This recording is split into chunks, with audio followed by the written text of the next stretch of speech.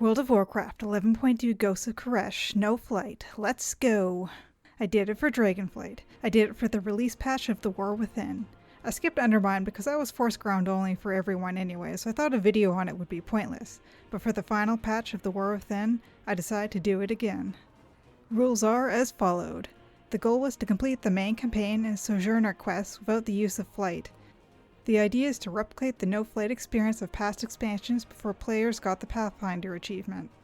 Toys and items such as Goblin Gliders, Darkmoon Cannons, and Rocket Helms are allowed. Class abilities were allowed. I did this on my druid who had access to Flap and Wild Charge. To make things easier for myself and not make it take forever, because I did actually want to play the new content, I allowed a checkpoint clause. This means that if I was able to reach a place without the use of flight, I was then allowed to return to it at any time using flight, because the alternative was literally to wait 30 minutes to 5 hours for toy cooldowns to return to places I had already been, and I didn't want to do that. I may have lots of time to waste on stupid challenges like this, but I ain't got no time for that. I also allowed a scouting clause where I could fly around to scout out potential routes, but I had to return to where I took off once done. I allowed this because I could have just done this challenge after doing the quest lines normally with a different character, like with the DragonNoFlight challenge, which would have just had the same results. Flight paths were also allowed, since I had to actually reach a new flight master before being able to fly to that location. Untethered space teleporters were also allowed, but only once I had made it clear I could get to those locations by foot first. And finally, if NPCs provided me a means of air travel as part of a quest, that was also allowed, as these things existed even in times when we couldn't fly. Even though I'm releasing this video a couple months after the patch came out, look, executive function has not been functioning lately, okay? All recordings were done within the first week or two of the patch, and now for the challenge. First, the campaign. I started taking the portal with Ilaria and Locust Walker to Tazavesh, where we talked to this magistrate. Chaos, or worse, the Maw Walker to return. Hehe, little does he know that I am, in fact. Ah shit, wrong title, never mind. Continue living in your blissful ignorance, magistrate. The first few quests were pretty straightforward, just helping out brokers in the city with various problems. There were some handy portals around, which I immediately forgot about until later. Oh hey, I remember this one from the dungeon. Wait, what? Why am I walking so weird? Okay, honestly, I'm just going to skip most of the initial questing. It was all ground accessible and just involved me running around killing things and setting up defenses for the city. At one point, a pair of floating feet show up, yada yada. I finally reached the point where I got to explore Koresh. Of course, I have no flight paths, and the Void Posse decided to not give me a lift, so I had to cross the gap the old-fashioned way. I must say, whoever made the skybox really knocked it out of the park. I landed and made my way towards the quest marker. I had to cross yet another large gap over the abyss, but luckily, all the floating islands were laid out in such a way that I could easily flap my way down again. I picked up my second flight path, so I had a way back up to the top if needed. Talked to the Void Posse, found some dead scouts, killed an assassin, then back to the Void Posse, where I got transported to untethered space to do a bit of sabotage. However, I couldn't stay in untethered space for very long, so the Void Posse headed off in search for more reishi ribbons, in order to give me a way of staying there longer. Of course, they once again refused to give me a lift, so I had to find my own way. I initially headed to the flight path, as I needed to get back to the previous island, but then, curiosity overtook me, as I wondered if there was possibly a way to get up there myself, via a more roundabout method. I flapped my way to the lowest island, as I couldn't reach any of the others, and made my way east to Shandora, where I picked up my third flight path. Then, my search began for a way up to the higher islands. My plan was simple. Try to find one of those pointy bits of rock that was both scalable and higher than the edge of the next island, and use that in order to get enough height to flap my way over. Eventually, I found one and speed walked myself up high enough to get me to the other side. I was now on the largest of the islands, but I still had one more gap to cross. I grabbed the flight paths from the Oasis and Ecodome Rovin, and then traveled northwest, trying to find a good launching point for the next island. Unfortunately, it didn't look promising. The best I could find was this one spike, which I could tell wouldn't be enough. I did say in the rules earlier that toys such as the Darkmoon Cannon were allowed in this challenge, and using it would have likely gotten me across the gap, but I had wanted to see how much I could do without them. After eyeing up my situation for a couple minutes, I decided to try to make it to the long thin floating rock next to me. Assuming I was able to land on it and get to its tip, I might have been just close enough to make it the rest of the way. I did actually manage to land on the rock, but the second I took a step to adjust my position, I slipped off and got a good 10 seconds to admire the underside of Koresh before hitting the death plane. Luckily, the game decided to dump my corpse onto my destination island, and so I continued. Finally getting to Ecodome Primus, I joined up with the Void Posse and Venari! Venari, please, just give us the ribbon. I did so many maw dailies for you. So many maw dailies. Apparently, Venari counted me getting the mount on my first Paragon box before his all debts paid, so I'm forced to help her out for her Ecodome project. Truthfully, I was totally on board of helping her with this, as I am a druid, and I'm thus contractually obliged to be very into ecological restoration. Interestingly, with this one quest where you kill Shadow Guard forces, I had friends have trouble with it, as they were having a hard time finding the mobs while flying around, whereas, since I was running around on the ground, all the stealth mobs easily found me.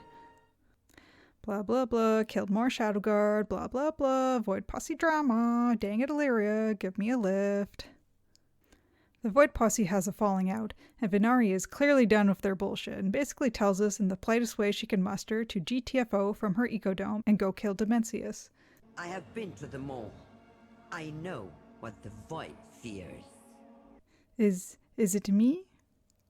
Locust Walker sends me to Ecodome Rovan. I grabbed another flight path and then trekked over to the other side and flapped my way over. Running across the barren sands of Koresh, I did get major Netherstorm vibes from the zone. It isn't quite the same, but I can definitely feel the inspiration. I'm going to skip through a lot of the questing again. Nothing about this or the following area is particularly hard to navigate on foot. I finally got the quest to actually go to the Oasis, and after a few more quests and a ritual, dang, Zel's feet are touching the ground. She must be seriously enjoying this ground-only challenge. I got the Reshi Wraps. Since I had recorded this day 1, I had to wait a week for the next set of campaign quests, so used that time to explore Untethered Space and do the Sojourner Quests. So, fun fact, due to the challenge, I actually didn't realize right away that you couldn't mount in Untethered Space. For me, everything was the same except pink. The Sojourner Quests are what took up the bulk of this challenge. I started in Tazavesh, where I picked up a quest from some guy who could really use a union. First quests were easy, but I quickly ran into the issue of the quest marker being on a higher level. I started to look around for a potential way up, perhaps a teleporter device, or remembering Dornagal, an out-of-the-way staircase or tunnel that leads upwards. After not really finding anything, I headed back to the one portal I did know about, but I couldn't see any obvious way to the roof I needed, as it was all the way on the other side of the city and the roofs are too far apart for me to leap between. Oh, by the way, while writing the script, I learned that the plural of roof is actually roofs, not roofs, like I thought it was all my life. The more you know. Out of desperation, I used my scouting claws to confirm that there was indeed no obvious way up that I was simply too blind to see. Unable to find anything at the moment, I returned to the ground and resorted to my rocket helm to gain the height I needed. I talked to the NPCs, all disguised as an unassuming deer of course, and then descended downwards onto the plains surrounding Tazavesh in order to get some anima from a devourer. I could have just harped to Dornagal and taken the portal to Koresh to get back up faster, but I just have so much fun flapping my way across vast voids of nothingness, although for some reason I didn't realize right away that there was a teleporter within Tazavesh, so I just ported to the nearest flight path and rode it up instead. The following quest had me talk to yet another guy on a roof, and it became clear to me that I really needed to solve this getting onto roofs in Tazavesh issue. Time for some parkour.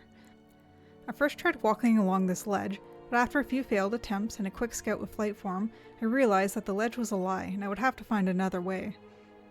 I went to my bank, please ignore the mess, they had just redone the banking system and I didn't want to sort it out at the moment, and got my Dark Moon Cannon. With this, I could cross the gaps, and by Aviana, this thing sent me a lot farther than I remembered.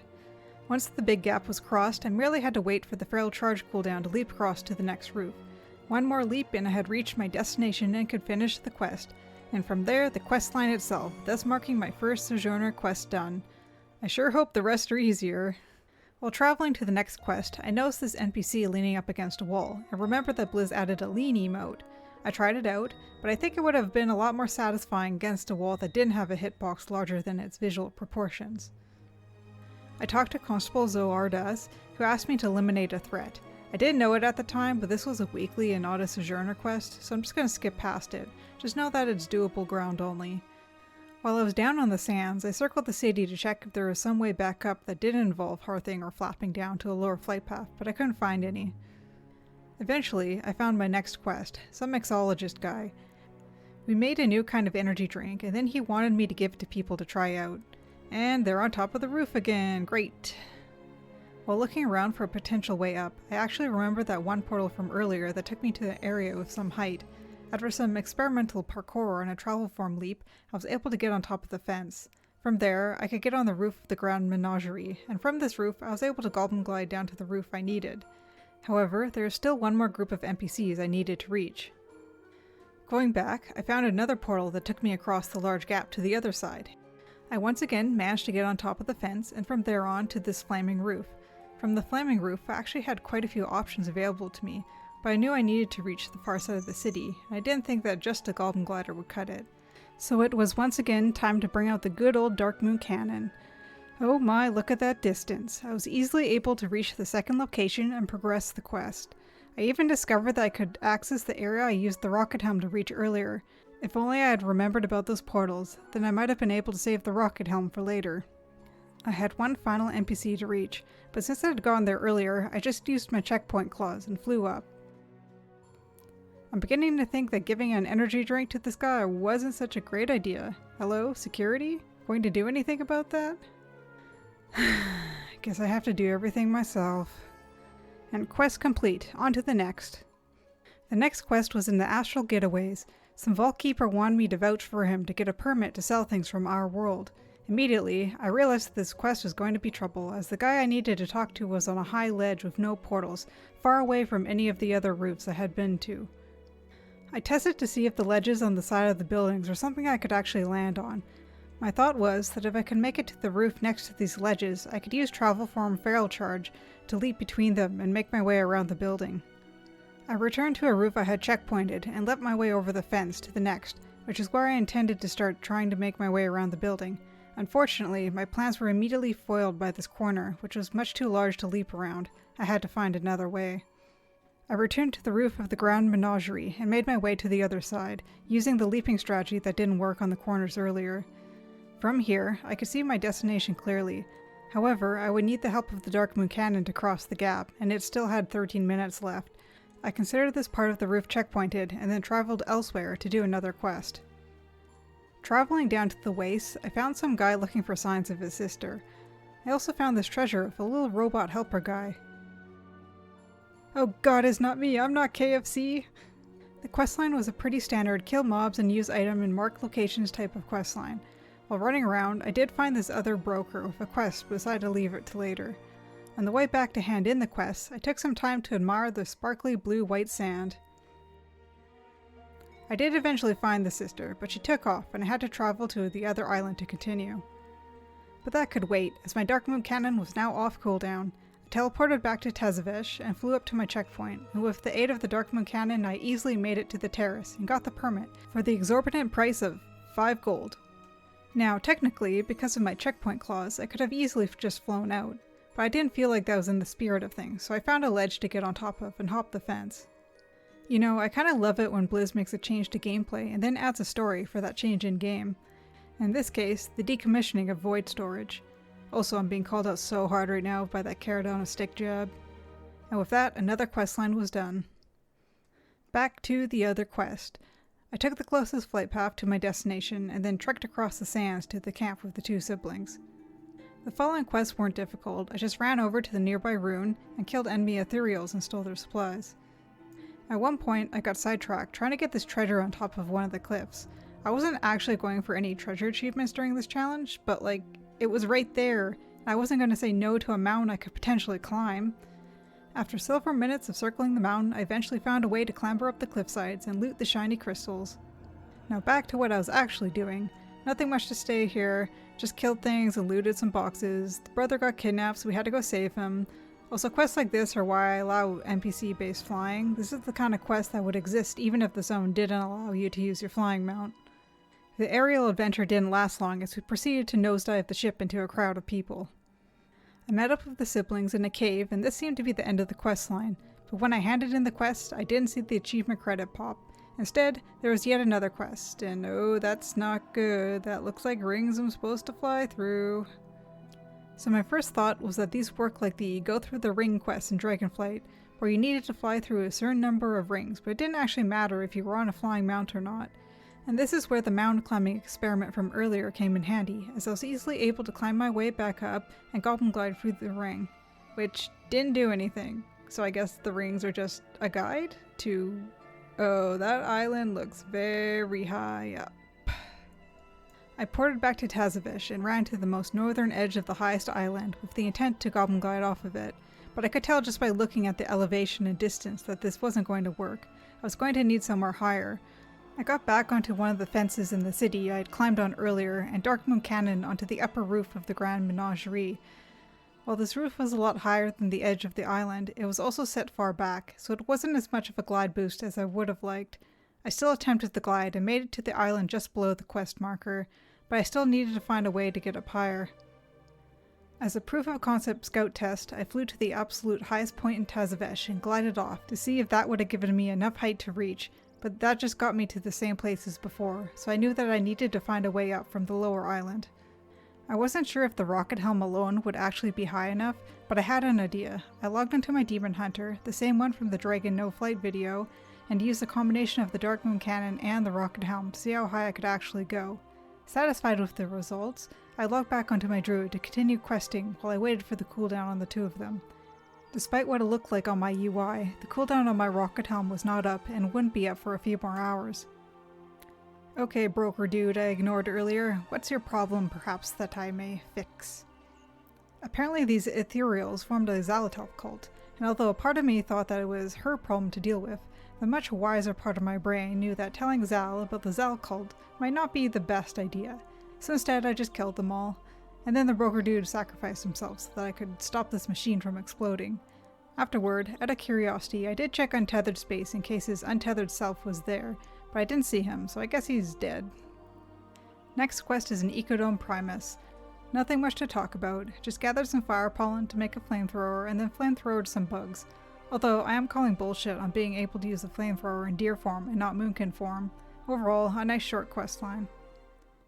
I knew I could count on your race's predilection for fire, Night Owl. Excuse me? My race's predilection for fire? You'll be hearing from HR soon enough. I left Ecodome Primus in a huff and took the teleporter to the Oasis. There I found my next quest. It wasn't anything too exciting either, just collecting things and killing mobs and talking to people. All doable on the ground, of course, but I could tell by the distances I had to travel that it was made with access to flight in mind. The next set of quests was in Shandora, where I had to help out Illyria's creepy co-workers. There were actually two quests here, one from Umbric and another involving Demon Hunters. The Demon Hunter quest had me running around a lot, but otherwise wasn't too out of the ordinary and ended in a cave. Why do I get the feeling that this is either foreshadowing for a future raid boss, or another Demon Hunter Void-themed spec? Perhaps both? Umbric's quest actually had me go back to the same cave, but in untethered space. While killing mobs, I came across a journal, which when handed in led to... oh, is that it? Well, that was easy, I guess. Since the last two quest lines don't appear on the map, I had to look up locations online. This one had me help out an outcast relearn how to be a priest again. Reminds me of somebody else I know. I just had to collect some ritual gear and Blood of Koresh and help him deal with his negative emotions, all very easy. If only dealing with self-doubt was as easy as frying it with the power of sun and moon in real life. Before starting the final questline, I returned to the floating island from earlier and checked to see if my rocket helmet cooldown was up. And it was. Finally I made it up, and what a beautiful moment. And for the final quest? Yeah, it was just another easy questline, just mostly killing stuff around some ruins. I did find this wacky piece of ground geometry though. A bit anticlimactic, but heck yeah, Sojourner done, proven to be doable completely ground only if you have the patience for that sort of thing, and are also a class capable of parkour. And while I did still have next week's campaign left to do, in the meantime I let myself take to the sky and check things out I couldn't before. Such as how close could I fly to the raid, turns out it has a kill aura around it, underneath the island, and collecting the skywriting glyphs that had been mocking me all night. A few days later, and it was finally time to finish the main campaign, I met up with Soulscribe and the rest of the Void posse, who were trying to sort out their trust issues in Shandora. They sent me to kill some Shadow Guard, and I was really feeling the BC vibes with this quest, killing a certain number of specifically named mobs, one of which is annoyingly hard to find for no apparent reason. What a blast from the past. Next set of quests. Just killed things and clicked on things. Next set of quests. Killed and clicked on even more things. Next set of quests. Whoa, even more clicking on things. But at least this time there were obstacles to dodge. Yeah, needless to say, I was not challenged at all in terms of getting from point A to point B. Karesh, especially this part of Karesh, is extremely flat and easy to run across. Salad Bar shows up. You know, come to think of it, I'm not exactly sure how the ethereals can tell each other apart. Like, what if this was just some other guy in a fancy hat? Admittedly, I was kind of getting attached to Soulscribe's friends, so I was sad when I had to fight them. When they suddenly died, it did take me a good few seconds to realize that Illyria decided to multi-shot them for a bajillion damage. Yeesh, I hope I don't say anything to get on her bad side. Illyria was getting really tired of being betrayed. She seemed to indicate that I was the only one she could trust anymore. Illyria, I'm going to be real honest with you. I would sell your soul to Zaval for a cool amount in a heartbeat. I mean, yes, you can totally trust me. Friends forever. Through thick and thin, please don't kill me. Anyways, we met up with the rest of the Void posse outside the raid entrance, where Zal used the Reshi ribbons to empower us with like 1 million Void resist. Illyria and Locust Walker had one final argument, with Zal just casually posing in the background. And finally, it was time to kill a Void Lord.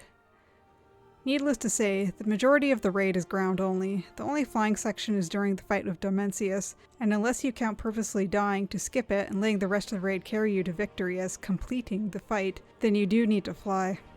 And with that, the campaign and Sojourner Quests were all done. I decided to not include any of the follow-up quests in the ecological succession, mostly because I forgot to record them and I'm not doing all those damn bee quests for a second time. But anyways, what are my thoughts on Karesh as a whole? Looks cool. I like the story, but traversal-wise, it is boring. Boring zone. Very boring. There's no real challenge or even thinking required to traverse the zone. The only trouble I really had was getting to areas that were obviously intended for flight, and even when I did fly around, there just wasn't a whole lot of anything to interact with. I've been playing Remix a lot lately, and one thing that struck me was just how fun I found the Legion zones. I actually leveled a few tunes ground only just for old time's sake, and even once I hit max level and allowed myself to fly, I found that the zones were still fun if I wanted them to be. Like yeah, I could just fly over all the terrain if I was in a hurry, but I also had the option to fly low to the ground and weave around trees in Valshara, or up and down valleys in High Mountain. The options were there, and Karesh, there's just nothing. They didn't even put anything interesting on the underside of the zone. Like, come on. Comparing Karesh to the final zone of the last expansion, the Emerald Dream, that zone was full of stuff. Lots of trees to fly around, loops to fly through, big branches to land on, ups and downs, the works. DragonNoFlight as a whole was just so much better designed for interactive flying than basically all of the War-Within zones. I want to be clear that despite making a video series where I actively avoid flying, I don't hate flying. I just wish Blizz would do more with it, and the third dimension in general. I do think Karesh had a huge number of missed opportunities with its very concept. For one thing, okay, see the big husk of the planet over there in the distance? There's something that's been bothering me since I first set my eyes on it. So you have Karesh here, and here are all the islands, here's Tazvesh, and here's Managed Forge Omega. Karesh is a bit higher in the skybox. Let's lower the islands a little. Guys, do you see the problem? Do you see the problem of this setup? Maybe you do, but for those that don't, let me do this.